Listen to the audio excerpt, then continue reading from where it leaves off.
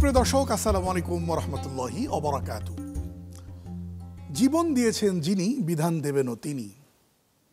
এই সৃষ্টি যার, পৃথিবী যার, আইনও তো চলবে তার। আর সেটি যে ধরনেরই আইন হোক বা না হোক, যেটি কোরআনেও বলা আছে। কিন্তু এই কথার সাথে জাতির বিরাট একটা অংশ ভিন্ন মত, দ্বিমত অথবা অন্য মত। বিষয়গুলো নিয়ে ইসলাম আসলে কি বলে জানা দরকার, বোঝা দরকার। জানবার জন্যে, বুঝবার জন্যে আকিজ পাইবের সৌজন্যে জীবন বিধান অনুষ্ঠানে আপনাদের সকলকে স্বাগত জানাচ্ছি। আমি খালিদ সাইফুল্লাহ বকশী। আর এই বিষয়ে আমাদের সাথে কথা বলবেন এদেশের বিশিষ্ট আলেমে দ্বীন, ইসলামিক স্কলার, উত্তরবাড্ডা কামিল মাদ্রাসার সম্মানিত অধ্যক্ষ ডক্টর আনোয়ার হোসেন মোল্লা আছেন আমাদের সাথে। শাইখ, স্বাগত আপনাকে। আসসালামু আলাইকুম। ওয়ালাইকুম আসসালাম রাহমাতুল্লাহ। শাইখ, আল্লাহ তাআলা কি কোথাও বলেছেন কিনা যে আমারই আইন চলবে বা আমার আইন দ্বারাই পৃথিবী চলতে হবে, বলেছেন কোথাও? জি, অবশ্যই অবশ্যই। কোরআনে কারিমে স্পষ্ট করে বলেছেন ইনিল হুকমু ইল্লা লিল্লাহ, যে হুকুম যেটা হবে, মানে অর্ডিন্যান্স যেটা হবে, অর্থাৎ নির্দেশ যেটা আসবে, প্রজ্ঞাপন যেটা হবে, মানে অধ্যাদেশ যেটা হবে, এটা কেবল আল্লাহরই হবে। আল্লাহ ছাড়া অন্য কারো অধ্যাদেশ আল্লাহর দুনিয়াতে চলবে না। এইটাই তোমরা মেনে চলবে, এটা কোরআনে কারিমে স্পষ্ট করে বলে দেয়া হয়েছে। এমনকি এটাও বলে দেয়া হয়েছে ওমান লাম ইয়াহকুম বিমা আনজালাল্লাহু ফাউলাইকা হুমুল কাফিরুন ফাউলাইকা হুমুল ফাসিকুন ফাউলাইকা হুমুজ জালিমুন। যারা আল্লাহর দেয়া আইন অনুযায়ী, বিধান অনুযায়ী কার্যক্রম পরিচালনা করে না, তারা একবার বলেছেন ফাসিক, একবার বলেছেন জালেম, একবার বলেছেন কাফের। তো সুতরাং মুসলমানের এইটার কোনো সুযোগ নেই যে আল্লাহর আইন ব্যতীত অন্য কোনো আইনকে এনে আল্লাহর আইনের জায়গায় প্রতিস্থাপন করা। এটা ইসলামে কোনো সুযোগই নেই। আমাদের দেশে অনেক বুদ্ধিজীবী, অনেক প্রাজ্ঞ, বিজ্ঞ, অনেক সিনিয়র সাংবাদিক অথবা খুবই গুণীজন হিসেবে যাদেরকে বহুভাবে বিভিন্ন মাধ্যমে আমরা শুনেছি, তারা বলে থাকেন ইসলামী আইন ভীষণ রকম বর্বর আইন, এ যুগে অন্তত চলে না। এটা আমি দুইটা দিক থেকে বলবো। একটা হলো আপনি তাদেরকে বলেছেন তারা বুদ্ধিজীবী, তারা অনেক জ্ঞানী এবং তারা অনেকটা সম্বর্ধিত, তারা মানে সম্মানিত বিভিন্ন জায়গায়। তো ওনাদের সেই সম্মানটা বজায় রেখে আমি বলবো যে তাদের দুইটা অবস্থার কোনো একটা অবস্থা হয়, ইসলাম এবং ইসলামী আইন সম্পর্কে তাদের পর্যাপ্ত পড়াশোনা নেই। তারা যে পড়াশোনাটা করেছেন সেটা ইসলামী আইন সম্পর্কে বা ইসলাম সম্পর্কে গভীর জ্ঞান তাদের নেই, এটা একটা হতে পারে। আরেকটা হতে পারে পড়াশোনা করেছেন কিন্তু তারা ইচ্ছা করেই ভিন্নটা বলছেন, যাদেরকে জ্ঞানোপাপী বলা হয়। তারা হয় জ্ঞানোপাপী, না হয় অজ্ঞ। আর এই অজ্ঞদের ব্যাপারে কোরআনে কারিমে বলা হয়েছে ওয়াইযা খাতাবাহুমুল জাহিলুনা ক্বালু সালামা। জাহেলরা যখন, অজ্ঞ যে বিষয়ে যার জ্ঞান নেই তাকেই সেই বিষয়ে অজ্ঞ বলা হয়। যদি তারা কোরআন সুন্নাহ এবং ইসলামের বিভিন্ন যে কম্পোনেন্টগুলো রয়েছে সেই কম্পোনেন্টগুলো সম্পর্কে পর্যাপ্ত জ্ঞান না থাকে, অথচ তারা ইসলাম সম্পর্কে কোনো কথা বলে, তাদের ব্যাপারে আল্লাহ বলেছেন এরকম জাহেলরা বা অজ্ঞরা যখন কোনো বিষয়ে কথা বলে তখন তোমরা পাশ কাটিয়ে যাবে, সালামা বলবে। ওয়াসবির আলা মা ইয়াকুলুনা ওয়াহজুরহুম হাজরান জামিলা। ওরা যেই কথা বলতেছে এগুলো ধৈর্য ধারণ করে তোমরা শোনো এবং কৌশলে তাদেরকে পাশ কাটিয়ে যাও, কারণ তাদের সাথে তর্কে গেলে কোনো সমাধান হবে না, তারা কোনো যুক্তি আপনার মানবে না। তো এই জন্যে তারা যে কথাটা বলছেন এটা একেবারেই মানে সর্বৈব অসত্য, সর্বৈব ভিত্তিহীন। এবং ইসলামের যে বিধানগুলো, ইসলামের যে আইন, দেখতে হবে যে ইসলামের আইনটা কে তৈরি করেছে। আমি আপনাকে বলবো যে ইসলামী আইন যে বর্বর নয়, তাদের অভিযোগের প্রেক্ষিতে আপনি প্রমাণ করুন। জি, আমি প্রথমত আপনি যুক্তিটা বুঝেন, আমরা পরে প্রায়োগিক প্রমাণটা দেব। এখানে লজিকটা যেটা, সেটা হলো ইসলামী আইনটা কে তৈরি করেছেন? এই আসমান জমিন যিনি তৈরি করেছেন, মানুষকে যিনি সৃষ্টি করেছেন, তিনি আইন তৈরি করেছেন। মনে রাখবেন, আইন যিনি তৈরি করেন তার উপর যদি আইনের প্রয়োগ হয়, তিনি যদি আইনের বেনিফিশিয়ারি হন অথবা তার উপর যদি আইনটা প্রয়োগ করা হয়, তাহলে উনি অবশ্যই সেই আইনের মধ্যে ফাঁক রাখবেন যে আমাকে আমার উপরে প্রয়োগ করো, আমি যাতে বেরিয়ে আসতে পারি। অথবা আমি আইনের বেনিফিশিয়ারি যদি হই, তাহলে আইন যেন মানে আমি যেন আমার সুবিধাটা আদায় করতে পারি। এই জন্যই আল্লাহ রাব্বুল আলামিন বলেছে যে মানুষ যদি মানুষের আইন তৈরি করে তাহলে সে তার সুবিধাটা ওখানে রাখবে। এই জন্য আইনটা নিজের হাতে আল্লাহ রেখে দিয়েছেন, আইন দিবেন আল্লাহ তাআলা, যাতে আল্লাহর উপর তো আইন প্রয়োগ হবে না, মানুষের উপর যে আইনটা প্রয়োগ হবে সেটা আল্লাহ তাআলার পক্ষ থেকে দিবেন।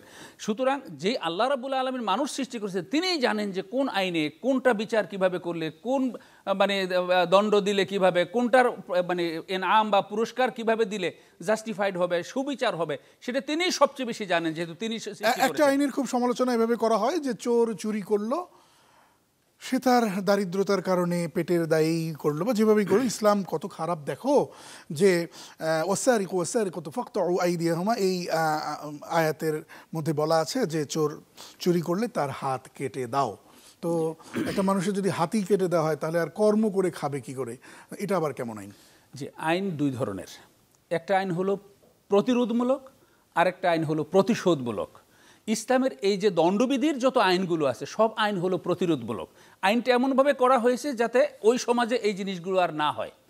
আমরা তো এটা মনে করতে পারি যে আইনটা যখন রাসূল সাল্লাল্লাহু আলাইহি ওয়াসাল্লাম আমলে হয়েছে 30 বছর অন্তত খোলাফায়ে রাশিদিন তো ছিল, তাহলে বোধহয় লক্ষ লক্ষ মানুষের হাত কাটা হয়ে গেছে, কিন্তু আসলে কাটা হয়নি, কাটার প্রয়োজনই পড়ে নাই।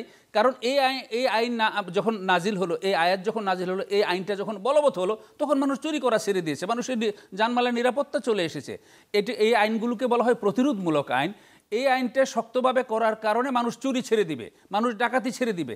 এবং ইসলামের মূল কনসেপ্টটা হলো মানফা আম্মা, মানে কমন ইন্টারেস্ট, সকল মানুষের যে কমন ইন্টারেস্ট যেন রক্ষা হয়। তো এখন একটা লোকের মানে হাত কেটে ফেলবে, চুরি করলে হাত কেটে ফেলা হবে, এই চিন্তা করে যদি চুরির মানে ইয়াটা রেখে দেওয়া হয়, মানে চুরির প্রক্রিয়াটা যদি মানে চালু রাখা হয়, তাহলে শত শত হাজার হাজার লোক ক্ষতিগ্রস্ত হবে। কিন্তু আইনটা শক্ত করে দেওয়ার কারণে এই লোকটা চুরি করে নাই, শত শত হাজার হাজার লোক বেঁচে গেছে, তারও হাত বেঁচে গেছে। আর আরেকটা হলো, আপনি বললেন যে অভাবের তাড়নায় যদি কেউ চুরি করে থাকে, ক্ষুধার তাড়নায় যদি কেউ চুরি করে থাকে, ইসলাম এটা সম্পূর্ণ এক্সক্লুড করেছে যে যৌক্তিক কোনো কারণে অভাবের তাড়নায় যদি কেউ করে, ক্ষুধার তাড়নায় যদি কেউ করে, তাহলে বলা হয়েছে সেটা আমির এই জন্য জবাবদিহি করবে, ওই ব্যক্তির হাত কাটা যাবে না। পেটে না দিয়ে পিঠে কখনো কিলায় না, ইসলামের এটা চরিত্র নয়। আপনার কাছে আসবে একটা বিরতির পর। দর্শক দেখছেন আকিজ পাইপের সৌজন্যে জীবন বিধান। ছোট্ট একটা বিরতির পর আবারও আসছি ইনশাল্লাহ।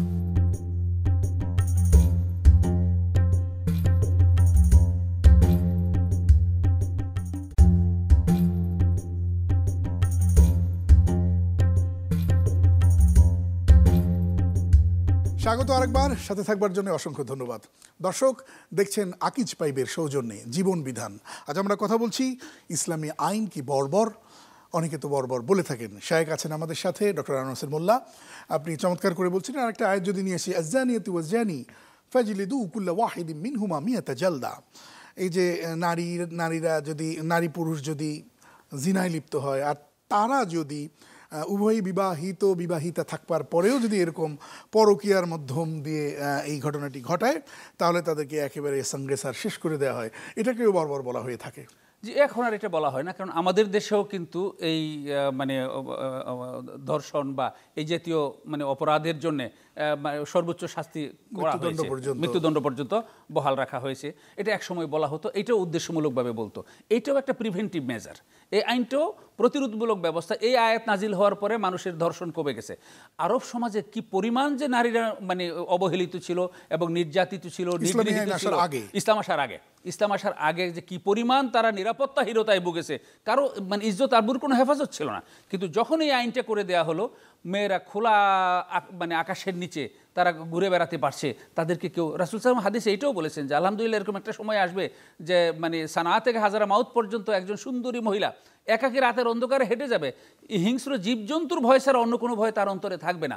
সেই সুফলটাই কিন্তু মুসলমানগণ পেয়েছেন, এবং এটার দাবি তো আমাদের দেশে উঠেছে। কেন উঠেছে? এটার প্রয়োজন আছে বলেই উঠেছে। এবং অতি সম্প্রতি আমরা এখানে গিয়েছি, যেখানে গিয়েছি 1400 বছর আগে ইসলাম যেখানে গিয়েছে, আমরা মাত্র অতি সম্প্রতি সেখানে আমরা খাই, অনেক দেরিতে খাই, আমরা পাশ্চাত্যকে আগে দেখি তারা কত দূর, সেই পথেই আমরা চলি।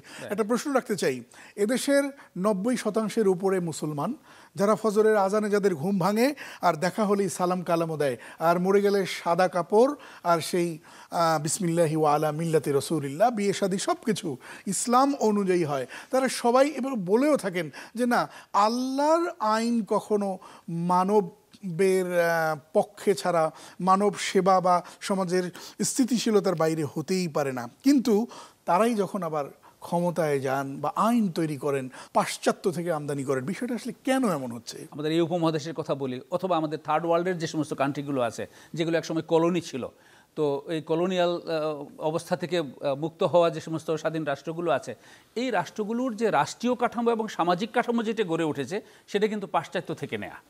তো পাশ্চাত্য থেকে নেয়া তাদের মানে আইন, তাদের শিক্ষা, তাদের পুলিশ ব্যবস্থা, তাদের প্রশাসন ব্যবস্থা, সব কিছুই কিন্তু পাশ্চাত্য মডেলের। আর পাশ্চাত্য মডেলেরটা মোটেই ইসলামের আলোকে করা নয়। তারা তাদের নিজস্ব বানানো আইডিওলজি থেকে তারা সেটাকে তৈরি করেছে, এবং নিজেদের বানানো আইডিওলজিতে ত্রুটি বিচ্যুতি থাকবে। এটা হলো একটা। আরেকটা হলো তাদের একটা ডাবল স্ট্যান্ডার্ড, তারা এটা মেনটেন করে। একজন মুসলমান হিসেবে যেটা ডাবল স্ট্যান্ডার্ড করা উচিত নয়। মুসলমান ইসলামের আলোকেই চলবে। তো উনি আপনি যদি নিজে থেকে এটা মানেন যে ইসলাম সব কল্যাণের আধার, ইসলাম সকল শান্তির বারতা নিয়ে এসেছে, এবং আমরাও বিসমিল্লাহি ওয়া আলা মিল্লাতে রাসূলিল্লাহ বলি, যে রাসূলুল্লাহর আদর্শের কাফেলায় শামিল করে দিলাম, এটা যদি আমি মারা যাওয়ার সময় আমাকে যদি এটা বলে, যেই লোকটা জীবনে রাসূলুল্লাহর আদর্শের পতাকাবাহী ছিল না, তার অর্থনীতি রাসূলের আদর্শে ছিল না, তার রাজনীতি রাসূলের আদর্শে ছিল না, তার বিচার ব্যবস্থা রাসূলের আদর্শে ছিল না, তার সমাজ ব্যবস্থা রাসূলের, তার পরিবার রাসূলের আদর্শে পরিচালনা করে নাই, তাহলে আপনি যতই সেই লোকটা মারা যাওয়ার পরে তার আত্মীয়স্বজন বিসমিল্লাহি ওয়া আলা মিল্লাতে রাসূলিল্লাহ বলুক, যে রাসূলুল্লাহর আদর্শের কাফেলায় তাকে শামিল করে দিলাম, রাসূলুল্লাহ তো নিজের আদর্শের কাফেলা হিসেবে তাকে নেবেন না। তো এই কথাগুলো যারা বলেন তারা ডাবল স্ট্যান্ডার্ড, তাদের নিজেদের স্বার্থে ক্ষমতাকে কুক্ষিগত করে রাখার জন্য, এবং পাশ্চাত্য ধারায় যে চিন্তাটা তাদের গড়ে উঠেছে সেই পাশ্চাত্য ধারার চিন্তার বহিঃপ্রকাশ হিসেবে তারা সেটা করতেছে। এই জন্য যেটা আগে দরকার, এই অবস্থা থেকে বেরিয়ে আসার জন্য সমাজের ব্যাপকভাবে ইসলামী শিক্ষা এবং ইসলাম সম্পর্কে কমপ্লিট ধারণা দেওয়া। আমাদের দেশে আমরা ইসলাম যেটা শিখে একেবারেই খণ্ডিত সামান্য কিছু ইসলামের বিষয়ে শেখায়। ইসলামের যে পররাষ্ট্রনীতি রয়েছে, ইসলামের যে সামাজিক নীতি রয়েছে, ইসলামের যে বিচার ব্যবস্থা রয়েছে, ইসলামের যে আইন আদালত রয়েছে, এগুলো কিন্তু আমরা মোটেই শিখাই না। ফলে ওই বিষয়গুলো আমরা পাশ্চাত্যতে দিই। একটা কথা বলে খুব ঠেকিয়ে দেবার চেষ্টা করা হয়, হুজুর কোন দেশটা এভাবে চলে বলেন তো? না, কোনোটাই চলে না, কোনোটাই চলে না। এবং তথাকথিত গণতন্ত্রের মাধ্যমেও যে রাষ্ট্র চলতেছে, একটা দেশেও তো শান্তি নেই। তো তাই বলে কি আমরা শান্তির জন্য চেষ্টা করব না? ইসলামের মূল স্পিরিট যেটা, আমাদের মূল মেথড হলো, আমাদের মেথড রাসূল সাল্লাল্লাহু আলাইহি ওয়াসাল্লাম বিদায় হজের ভাষণে বলে গেছেন, তারাকতু ফীকুম আমরাইন লান তাদিল্লু মা তামাসসাকতুম বিহিমা কিতাবাল্লাহি ওয়া সুন্নাতা রাসূলিহি।